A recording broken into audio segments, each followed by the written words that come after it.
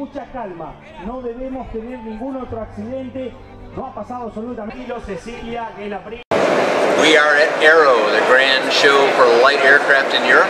Thanks to VRS Parachutes for helping us produce this series of videos here at the show.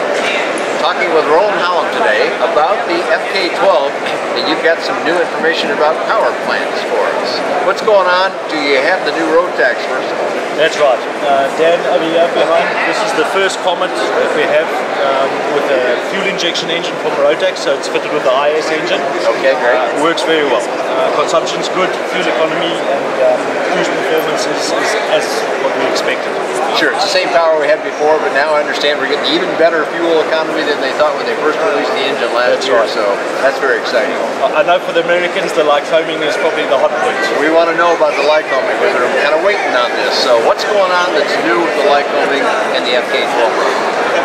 We've been in delay with bringing the Lycoming engine to the US. This is what everyone is looking for. The decision was taken at the end of last year that the factory does the full installation themselves. You're going to do it right here in Europe, bring the engine in here, do it here, that's right, and then return it. At the factory, we will install the Lycomings, do the certification, and send the factory-built SLSA aircraft Lycoming equipped to the States. Back to the Hanson Air Group folks who will continue to represent this for you. That's right. I'm sure that'll make a lot of people happy because there was a lot of excitement about the Lycoming and its capabilities of doing aerobatic flying, which the aircraft is capable of doing. That's right. But you couldn't do it with the engine, at least as we do it with Rotax. Maybe some changes there too, I understand. Well, the Lycoming engine is a good engine, and you know the Americans they want the Chevy. Lycoming sure, we know that brand very well.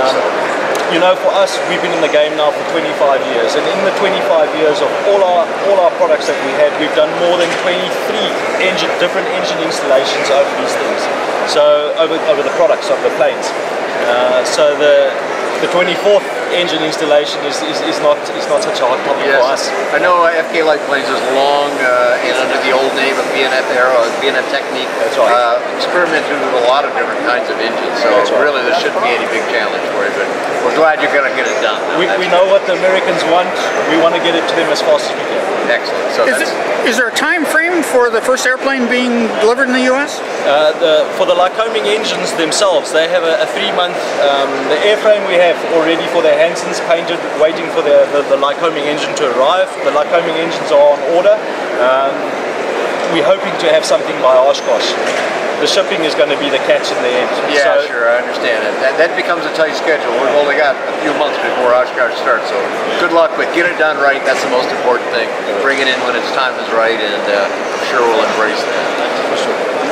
Let's go have a look at some of the other airplanes in your group, and before we do that, how many airplanes all under the FK name are flying around the world? Do you have that number at the tip of your tongue? We do, just over 800. 800 aircraft worldwide flying one kind of FK or another. And there's quite a few. That's good. Let's go have a look at another one. I want to see some more about that Lemans.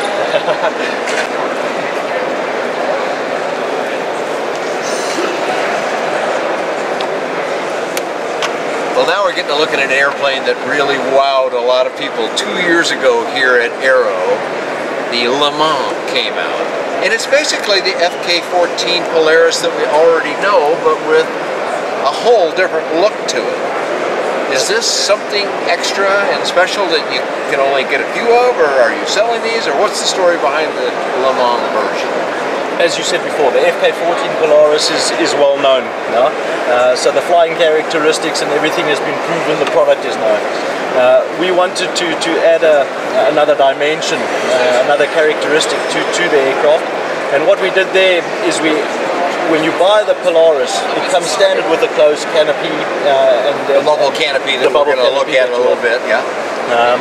And what you can do is buy an additional option called the Lemans option. Ah, okay. And inside this Lemans option, we have a different landing gear. It's a taller landing gear with bigger wheel fairings. Okay. A different rudder, a different shape, different wing tips. So it's not just the canopy. Not just that. It's a Lemans paint scheme. Leather interiors. It's a Lemans interior. as well as then the open cockpit that everyone loves. So it is a roadster or a cabriolet version. So you can, it's very easy to take this canopy off and fit the closed canopy. Okay. It's simply the 2 gas shock absorbers and 2 bolts. So literally within 10 minutes you can convert. You can go back and forth either way, bubble canopy. So kind of a summer and a not summer canopy. That's right.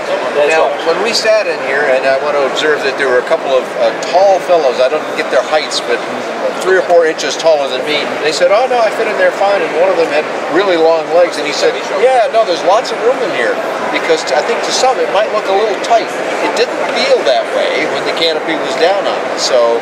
Well, then with the open top, it's you could fit in longer people because their heads just stick out the canopy, you know.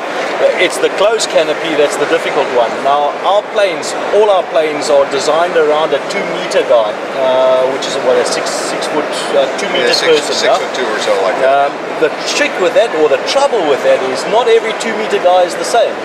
You get a 2-meter guy that has long legs, right, and shorter body, and a bigger body and shorter legs, and that's the very difficult part. Sure. But we find that with most people that are tall, these are one of the only planes that you could actually fit in, which is helpful. Well, helpful to I just love it. I'm not sure I'd ever take this off, because I was talking to your French dealer, old friend of mine, Christophe Briand, and he said he flies with his wife in the airplane, and he said, with the open cockpit of the Le Mans canopy, it's quiet and there's no wind noise. It looks like it's open, but it probably feels like it in the sense that you can see marvelously. But we have accommodates flying that way very well. Well, it's a fast machine, so you've got to think of that in the design.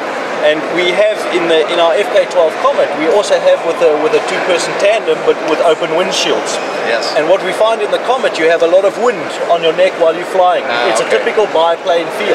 Sure. And you don't mind it so much in that aircraft. Sure. But here you got a cruising machine.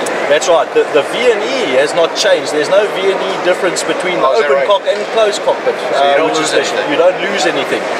But what's nice about this shield is the feel that you get. I think the best way I can explain it is by driving a convertible car, but with the windows up. So you feel the air around you, the freshness and the cold, but you don't have this windswept look and wind on you. It didn't bother his wife, and I'm sure it would bother his wife. Her hair was blowing all over the place. It's a very, very comfortable open top. Well, a lovely interior here, easy to reach controls. It's a really handsome airplane. But I think we ought to go look at the conventional, the more conventional bubble top canopy, and the FK14 is available both nose gear and tail dragger. That's correct. Let's go have a look. Certainly. FK14 Polaris, I flew it with a nose wheel on it, and you know, that was a really nice airplane, performed really well. But I look at this one in tail dragger form, and this really warms my heart. What we're looking at here is the Le Mans version, the one we just sat in with the open cockpit, double windscreen. Now we're looking at the beautiful looking full canopy. This is still the Le Mans version, same thing, same aircraft, different canopy now. Like you said, you can swap it out, right? Correct. No, that's correct. And so you can have this airplane either in nose wheel or tail dragger? All our aircraft, even our FK9 and the FK14 come in a classic and a tri-gear version. You have to try and meet every single market, and you know, we're in a light sport category and ultralight, and there's a lot of enthusiasts in this car. It's very good for glider towing. These are used in clubs, so for sailplane purposes and that. The tail draggers because they have more visibility. Well, you've got to address people who want it however they want it, right? And also the feel of it. There's nothing like a classic feel. You know, when you take off on the runway and the tail lifts up and your rudders kick in, that's just the next dimension to flying. And we try and accommodate all categories, or all categories of pilots. And it's really good. Speaking of that, Roland, some of those pilots live in the USA. This is the same project that the Cirrus folks looked at. They were going to call it the SRS. That's right. And there was a lot of excitement about that, but they kind of got caught up with making changes to it, and it never really happened. And yet you were under a contract, and you just couldn't bring this to us. That's changing now, right? That's quite right. Obviously, this is built according to the German ultralight regulations, the LTF regulations. So there are some differences between. Well, they allow more speed, I think. So that's right. So you're going to have to slow this guy down a little bit for the American LSA market and those other countries that use the STM LSA standards. Correct. Slowing an aircraft down is quite unique for aircraft manufacturers, but it's one of the easiest. It's easier though. It's easier than trying to speed it up. Yeah. Trying to speed it up. The unique thing I think that we have to pay attention for is the wing design. Because in the SLSA category you have a 45 knot stall speed, but clean, with no flaps.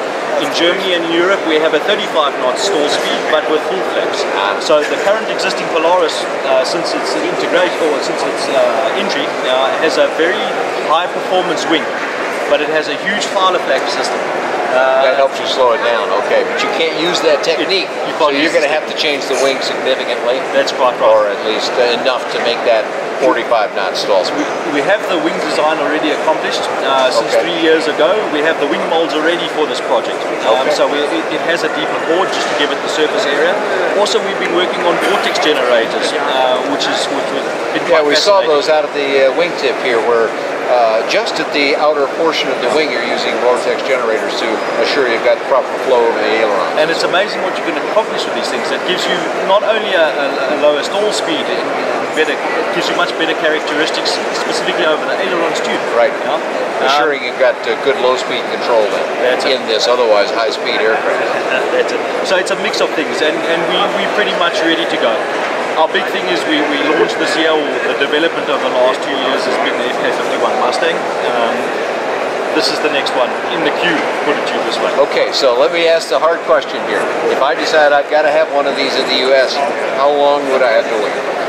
Approximately. With certification, I would say we're about 18 months. About 18 months out. So we'll do another Aero show, and then after that, we're going to be leaning on you. Well, hopefully we'll be doing it at Oshkosh. I hope so. Great. So that's a lot of information on FK12, FK14, FK9. We've got the lovely Mustang. We did a whole video with you on that because we know that's of interest to people. So I think we've covered pretty much the whole FK line for now. Not asking you what else you might have up your sleeve. Where can we find out even more stuff about the aircraft? Where can we go on the web? On our main website is FK lightplanes.com.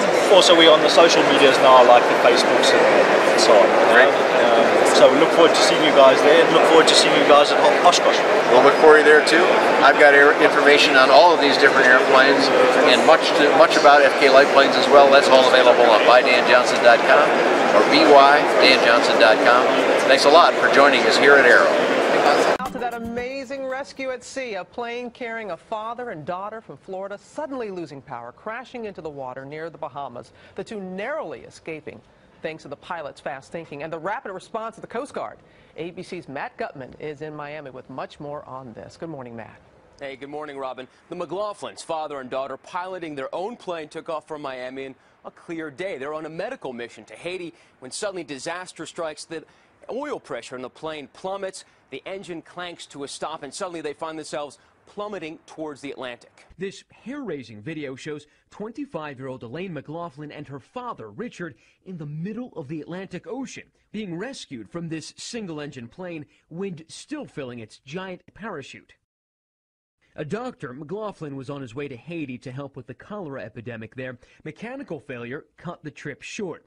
Coast Guard Lieutenants Thompson and Estupinan happened to be on a cargo mission nearby. He came over the radio and says the engine just quit. It's all quiet now. They turn and race towards the crippled plane just off Andros Island. Meanwhile, this father and daughter are in serious distress.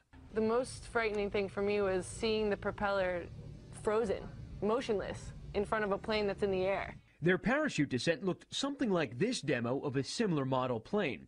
Not a deadly free fall, but still a fall. They managed to scramble out onto the wing and then into a life raft, at first holding onto the parachute's cord.